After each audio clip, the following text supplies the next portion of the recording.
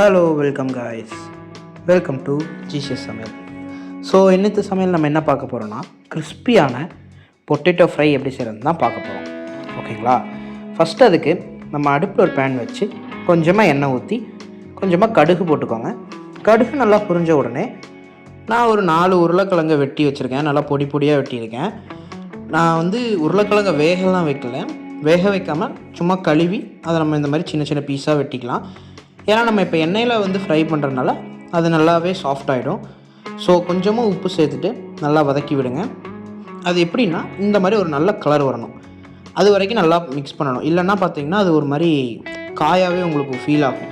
ஓகேங்களா? இந்த மாதிரி நல்லா ஆனதோடனே நம்ம ஸ்பைசஸான மஞ்சத்தூள், கரம் மசாலா ஒரு டேபிள் ஸ்பூன், அதுக்கப்புறம் மிளகாய்த்தூள் காரத்துக்கு ஏற்பேன். ஏன்னா நம்ம லேட்டராக பெப்பர் வேறு சேர்ப்போம், அதனால் நீங்கள் மிளகாய்த்தூளை கொஞ்சமாக கூட சேர்த்துக்கோங்க.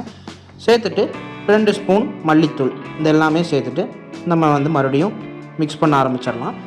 இப்போ பார்த்தீங்கன்னா இது எல்லாமே உள்ளே நல்லா இறங்கணும். பட் நம்ம எண்ணெயில் போட்டு நல்லா ஃப்ரை பண்ணுறதுனால பார்த்தீங்கன்னா உங்களுக்கு ரொம்ப கிறிஸ்பியாக நல்லா மொறுமொறுன்னு ஒரு பொட்டேட்டோ கிடைக்கும். ஓகேங்களா? நெக்ஸ்ட் கடைசியாக நம்ம தேவைக்கு ஏற்ப காரம் எவ்வளோ வேணுமோ அதுக்கு ஏற்ப பெப்பர் போட்டுக்கலாம். பெப்பரை போட்டுட்டு கடைசியாக நல்லா மிக்ஸ் பண்ணி விட்டுட்டு ஒரு 2 பொட்டேட்டோ சாப்பிட்டு பாருங்கள். ஓகேங்களா? சாப்பிட்டு பார்த்து உப்பு எல்லாம் கரெக்டாக இருந்துச்சுன்னா இறக்கிடலாம். சப்போஸ் உப்பு பத்தலை அப்படின்னா உங்களுக்கு எவ்வளோ வேணுமோ அவ்வளோ உப்பு போட்டு நீங்கள் மறுபடியும் மிக்ஸ் பண்ண ஆரம்பிச்சிடலாம். ஓகேங்களா? ஓகே, நம்ம ஒரு 2 வாரமாக வீடியோஸ் போடலை, ஷார்ட்ஸ் மட்டும் தான் போட்டுட்டு இருந்தோம். ஏன்னா நம்ம ஆல்ரெடி சொல்லி இந்த மாதிரி திருவண்ணாமலை போயிருந்தோம், நீங்கள் இந்த ஷார்ட்ஸ் எல்லாம் பார்த்துருப்பீங்க. ஸோ இனி வீக்லி ஒரு 2 வீடியோஸ் நான் போட ட்ரை பண்ணுறேன். ஸோ இன்னத்த வீடியோ அவ்வளோதான் காய்ஸ். ஸோ சிம்பிளான டிஷ் தான், எல்லோரும் வீட்டில் ட்ரை பண்ணி பாருங்கள். So thank you guys.